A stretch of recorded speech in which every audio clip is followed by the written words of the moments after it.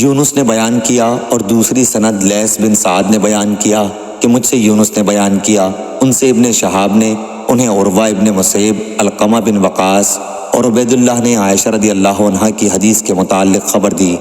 اور ان کی باہم ایک کی بات دوسرے کی بات کی تصدیق کرتی ہے کہ جب ان پر تہمت لگانے والوں نے تہمت لگائی تو رسول اللہ صلی اللہ علیہ وسلم نے علی اور اسامہ رضی اللہ عنہ کو اپنی بیوی عائشہ رضی اللہ عنہا کو اپنے سے جدا کرنے کے متعلق مشورہ کرنے کے لیے بلایا، کیونکہ آپ پر اب تک اس سلسلے میں وحی نہیں آئی تھی۔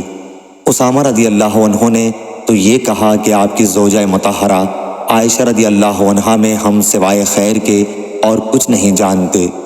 اور بریرہ رضی اللہ عنہا ان کی خادمہ نے کہا کہ میں کوئی ایسی چیز نہیں جانتی جس سے ان پر عیب لگایا جا سکے،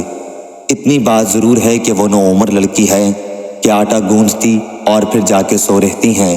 اور بکری آ کے اسے کھا لیتی ہے۔ رسول کریم صلی اللہ علیہ وسلم نے تہمت کے جھوٹ ثابت ہونے کے بعد فرمایا